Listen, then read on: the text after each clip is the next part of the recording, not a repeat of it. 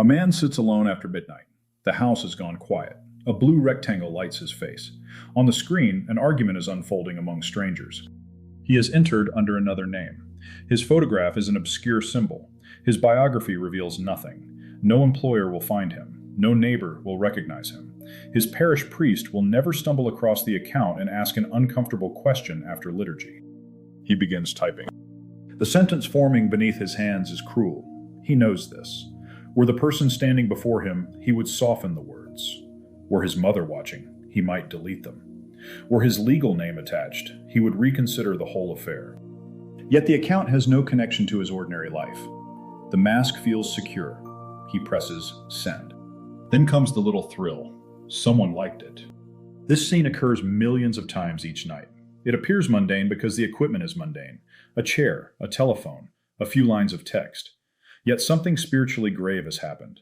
A man has tested whether morality survives concealment. The internet can hide his name from other people.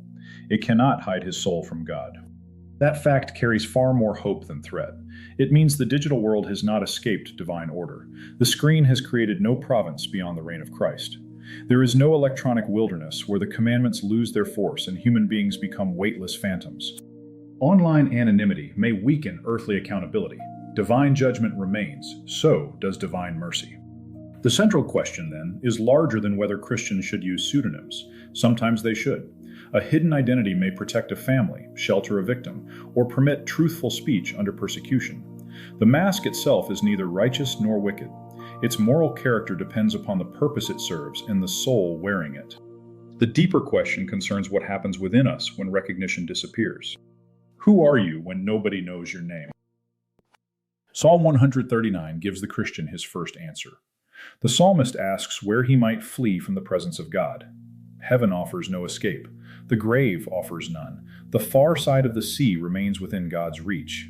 Even darkness fails to conceal, for darkness and light are alike before the one who made them. David could not foresee encrypted messages, disposable accounts, foreign servers, or private browsing. He did not need to foresee them. His claim concerns the nature of God rather than the equipment available to man. God does not recognize you through a profile photograph.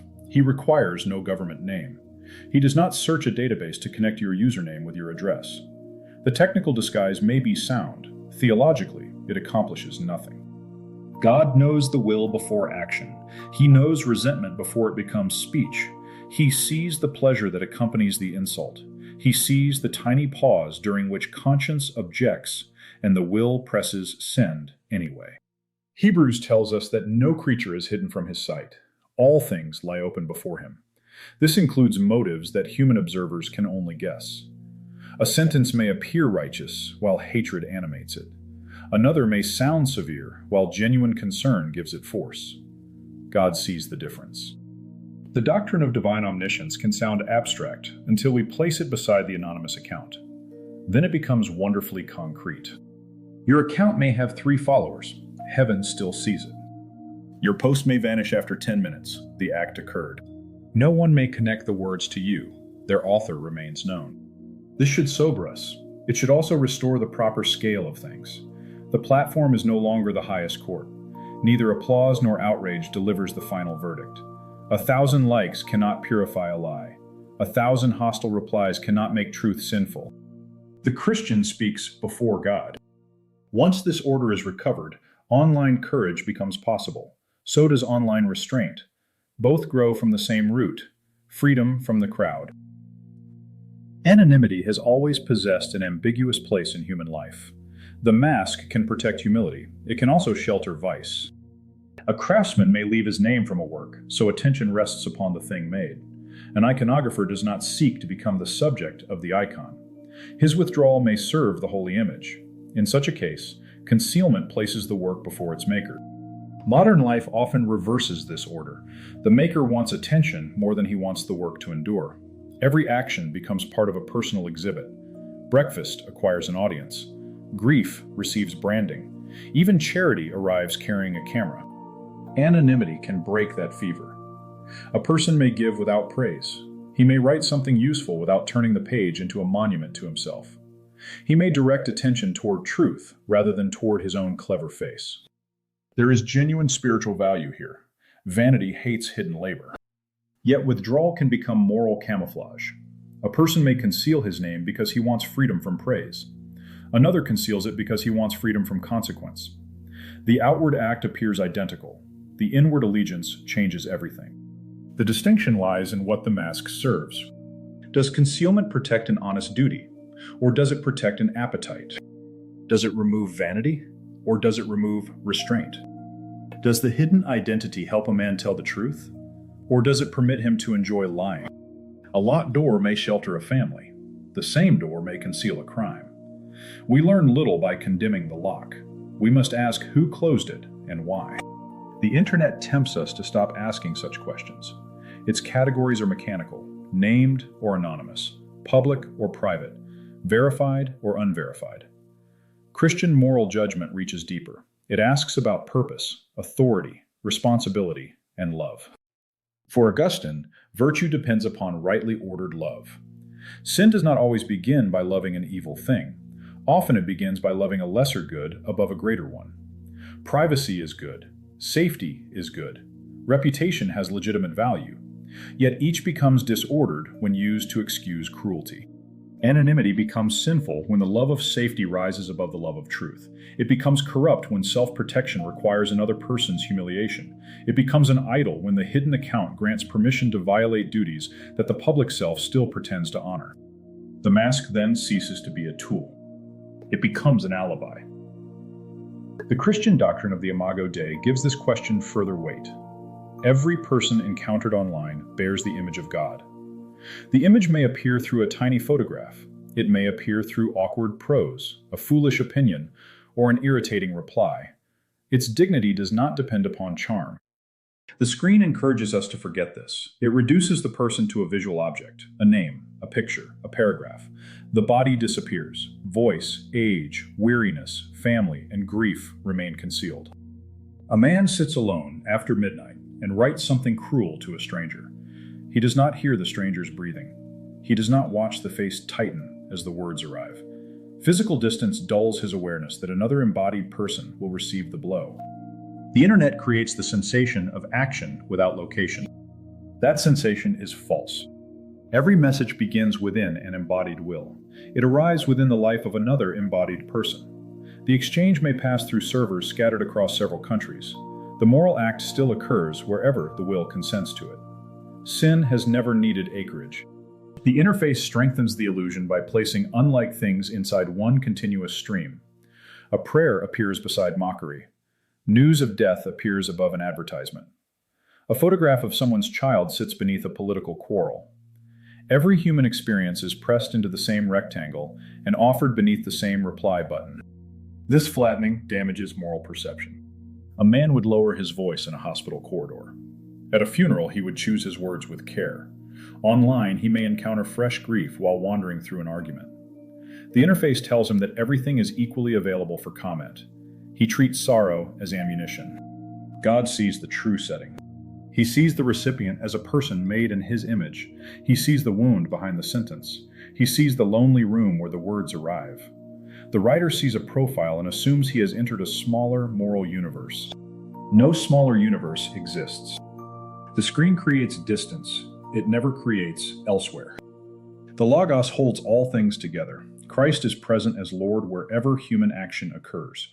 The digital world belongs within creation. It was made from metal, glass, light, mathematics, language, labor, and human ingenuity. These materials have not slipped beyond his dominion. A Christian approach to the internet begins here. The machine belongs beneath the throne. It serves purposes judged by a conscience formed under Christ. Once the tool begins dictating the moral terms of its own use, the hierarchy has been inverted. The reply button cannot grant permission. The algorithm cannot absolve. Platform custom cannot rewrite sin. The anonymous account reveals something that ordinary social life often conceals: the unsupervised self. Reputation governs more conduct than most people care to admit. A man remains courteous because his employer is present. He refuses to gossip because his parish knows the person being discussed. He restrains an insult because his name will remain attached to it. These social restraints have value. They protect people from harm. Good customs train behavior while virtue is still taking root. Aquinas understood that law could guide outward action even when inward desire remained disordered. Trouble begins when restraint has hidden a heart that was never disciplined. Remove recognition, and another self may emerge.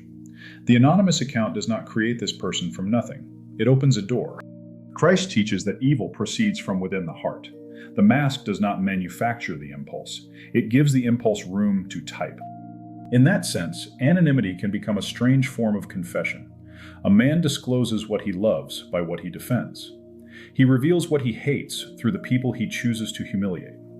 His profile contains no biography, yet 6 months of posts may provide a spiritual biography written in acid. A pseudonym becomes a confession written sideways. The anonymous user may believe he has finally become free. At last, he can speak without restraint. Yet freedom deserves a closer examination. The Christian understanding of freedom differs from the modern one. Freedom does not mean the absence of every limit. A train, freed from its tracks, becomes wreckage. A musician, freed from rhythm, produces noise. Human freedom reaches its fullness when the will moves toward the good for which it was made. Vice reduces freedom. Anger promises release, then demands another victim. Lust promises pleasure, then narrows the world. Vanity promises recognition, then turns every room into a tribunal. The anonymous user who cannot stop attacking strangers has not escaped authority. He has accepted a smaller and crueler master. The algorithm knows how to exploit that master. A person writes an angry post. It receives attention. He writes another. Attention comes again. Soon, anger becomes his appointed trade. The platform does not need to understand his soul. It measures behavior. Rage keeps him present. Conflict produces replies. Replies extend the session. The machine learns what returns his hand to the screen. Through repetition, his attention is trained. The Orthodox tradition speaks of the nous, the faculty of attention that desires the return to the center of the world. That center is Christ, the Logos through whom all things were made and in whom all things find their proper order. Addiction places a false center before the soul. The algorithm does the same by drawing attention away from Christ, the Logos, and the true center. It offers a counterfeit center made from notifications, enemies, praise, scandal, and the endless expectation that something new is about to happen. The angry, anonymous account becomes a devotional practice directed toward that false center. The user rises and checks it. He carries resentments throughout the day. He returns at night to perform the next little office of contempt. The language may be political, theological, or cultural. The form is religious. Attention gathers, desire follows, habit hardens. Soon he no longer sees other people as neighbors. They become materials for the account. One person supplies an enemy, another provides a joke, a third becomes evidence of civilizational collapse. The human being disappears beneath the role assigned to him. This is why online discipline requires more than better opinions. A man may hold every correct position and still become spiritually malformed through the manner in which he holds them. Orthodoxy on paper does not excuse disordered attention. Nepsis, or watchfulness, teaches the Christian to guard the inner gate. Thoughts enter. The soul examines them before granting consent. Anger may arrive uninvited. The will decides whether to seat it at the table and pour the wine. Online life shortens the distance between impulse and action. The reply box is already open. The enemy is already present.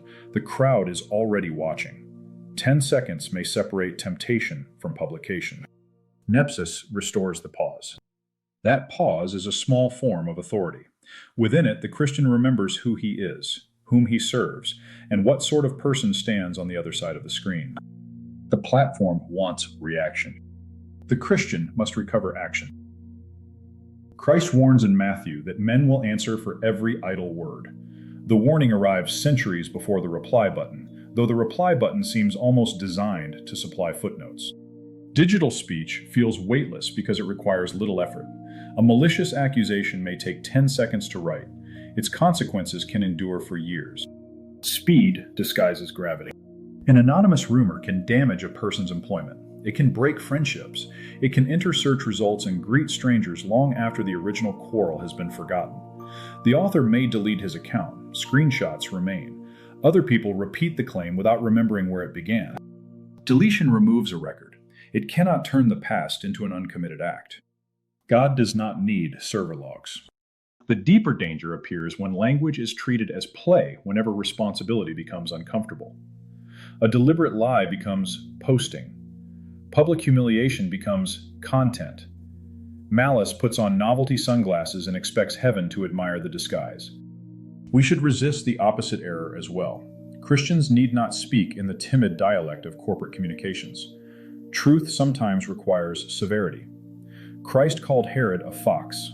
John the Baptist rebuked a king.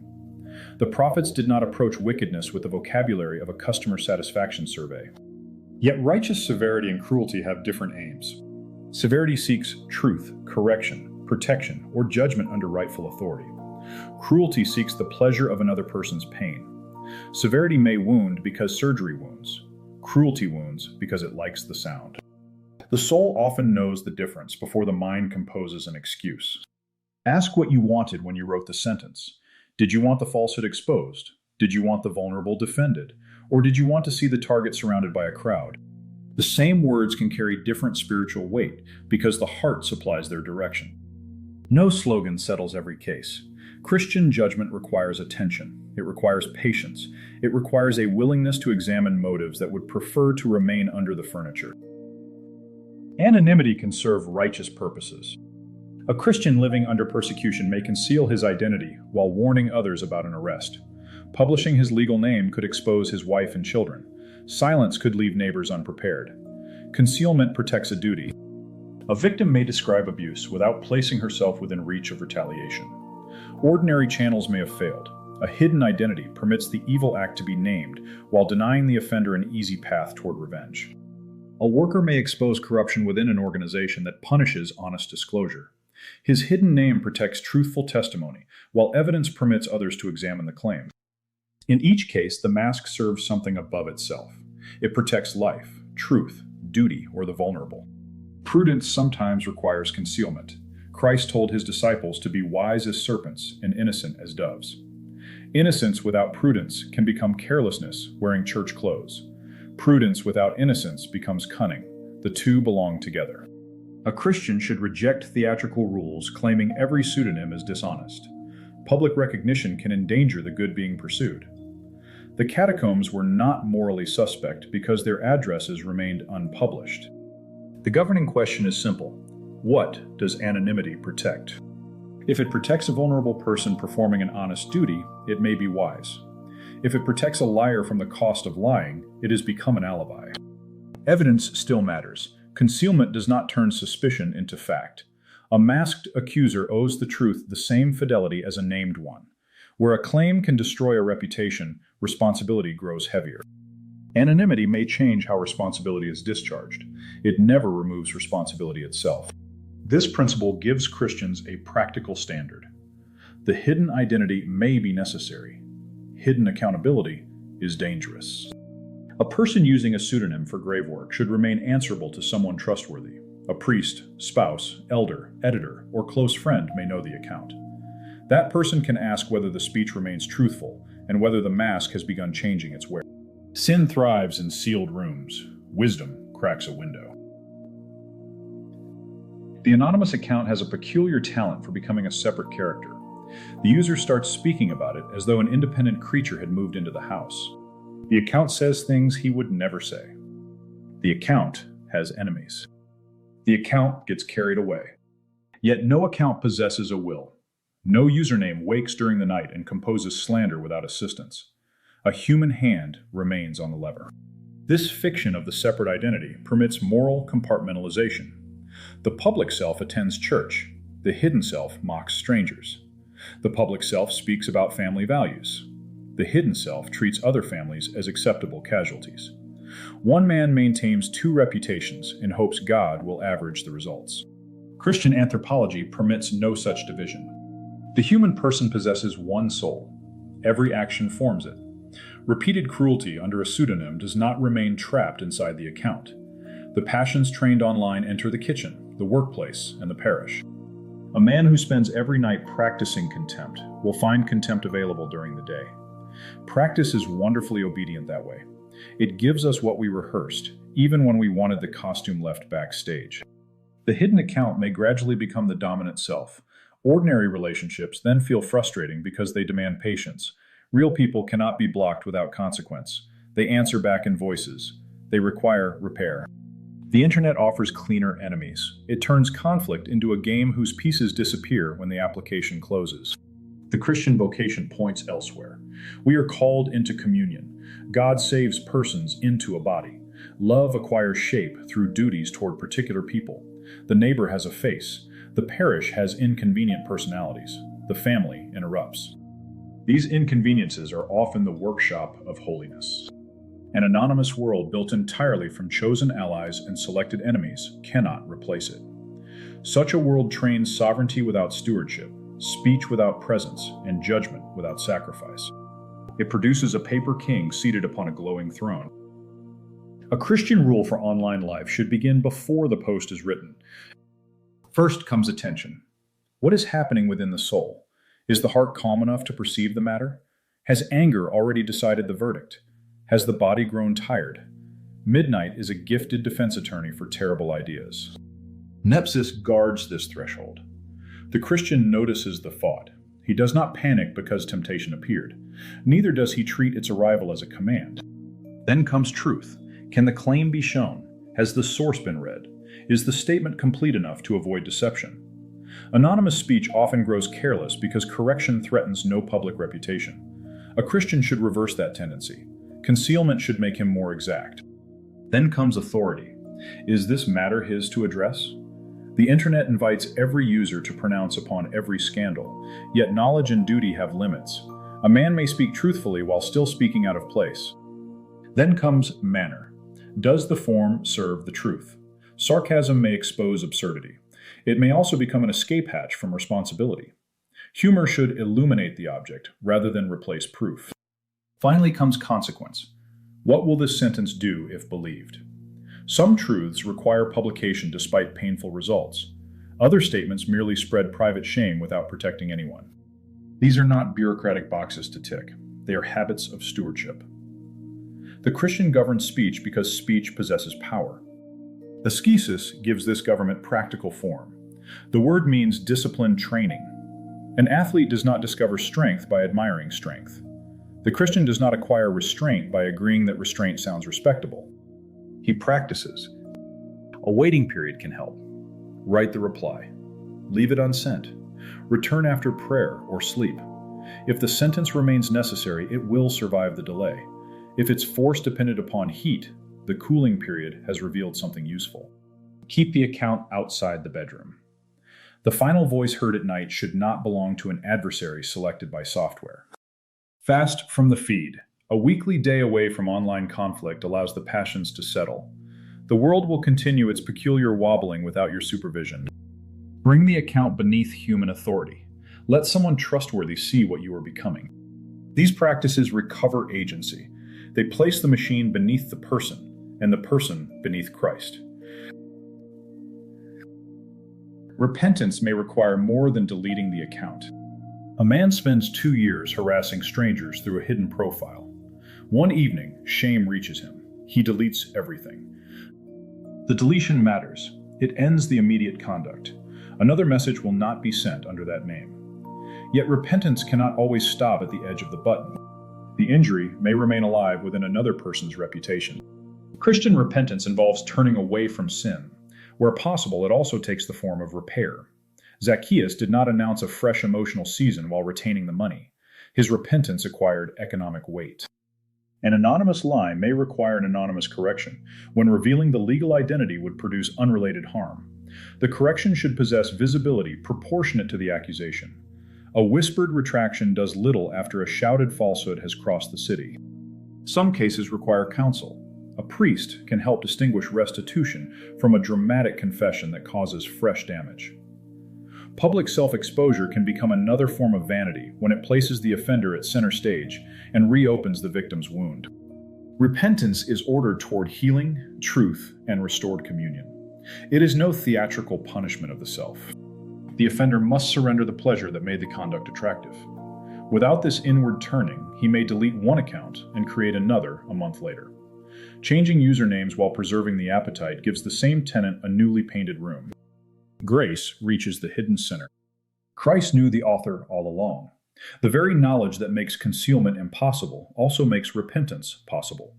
God has seen the entire act, yet he still calls the sinner by name. Confession brings the divided self into light. The public Christian and the hidden tormentor are revealed as one person in need of mercy. What the internet scattered into profiles, Christ gathers into a soul capable of repentance. The path may involve apology. It may involve correction. It may require leaving the platform. It will involve prayer, fasting, and the patient retraining of attention. The aim reaches beyond cleaner online behavior. The aim is freedom. Write as one who will be named. This does not mean attaching your legal identity to every sentence. It means accepting authorship before God. The pseudonym may remain. The moral fog must go. Speak as though the words will be read aloud before Christ, because every word already lies open before him. Such knowledge need not make Christians timid.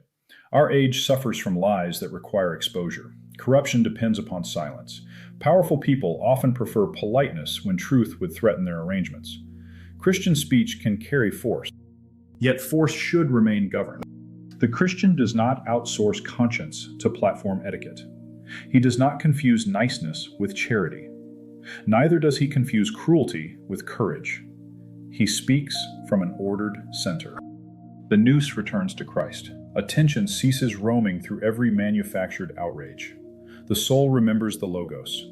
Words regain proportion. Enemies regain human faces. This recovery matters because digital speech has given ordinary people extraordinary reach. A person without office can injure a reputation across a continent before breakfast. History once required a printing press for such mischief. Modernity has thoughtfully reduced the equipment cost. That power requires spiritual custody. Stewardship applies to words as surely as it applies to land, money, or craft. The Christian receives language as a gift. Through it, he can bless, correct, teach, warn, comfort, and praise. Through the same gift, he can deceive and destroy. Every post becomes a small act of subcreation. We take inherited words and arrange them into something that did not exist before. That thing enters the common world. It shapes perception. It directs attention. It may endure beyond our knowledge. Subcreation carries responsibility because the Maker offers his work beneath the gaze of the Creator. What kind of world do your words help make? Do they build a world where truth can be trusted? Do they preserve the dignity of human persons even while opposing error? Do they strengthen courage? Do they call disordered things back toward their proper center? Or do they add another window to the great arcade of contempt? The internet will never answer these questions for us. Its machinery measures engagement. It cannot measure holiness. It can count reactions. It cannot weigh a soul. Christians must supply the missing judgment. The anonymous account can become a place of spiritual testing. Reputation falls away. Familiar restraints weaken. The person discovers what he will do when he believes himself unseen. This discovery may be painful. It may reveal resentment, vanity, cowardice, or a hunger for domination. Yet revelation can become mercy when it leads toward repentance. The mask shows what the face had learned to conceal. Under Christ, even that disclosure can serve restoration. A man may begin by governing one account. He slows his replies. He corrects an old falsehood. He leaves one quarrel unanswered. He turns the telephone off before prayer. He looks at the people around his table and remembers that reality has faces. These acts seem small. Moral order often returns through small acts, faithfully repeated. Ascesis trains the will. Nepsis guards attention. Stewardship places the tool beneath rightful authority. Vocation directs speech toward service. The Imago Dei reminds us whom we address. The Logos gives every word its final measure. Then, anonymity becomes capable of serving the good. It may shelter honest work. It may protect the persecuted. It may let truth stand without turning the speaker into a minor celebrity. The mask remains a servant. Christian order in the digital age begins when the soul refuses to accept the platform's account of reality. The feed is not the world. Attention is not merchandise. Speech is not weightless. A stranger is not an object. Concealment is not innocence. Christ remains the center. Beneath his rule, technology can be returned to its proper station. The machine serves the person. The person answers to God. Human craft then reveals its proper greatness, for our tools become instruments of truthful action, rather than hiding places for disordered desire. One night, the same man sits before the same glowing screen. The house is quiet. An argument unfolds. He begins typing beneath the name nobody knows. The cruel sentence appears. He reads it once. Then he remembers the face beyond the profile. He remembers his own soul. He remembers Christ. The sentence disappears. No audience applauds. No notification arrives. No earthly record marks the victory. Heaven sees it. A man may cross the internet unseen by his neighbors. His enemies may never discover his name. His account may disappear before dawn, leaving a blank page where the evidence once stood. Still, he writes beneath the gaze of God. The final judgment has no anonymous accounts.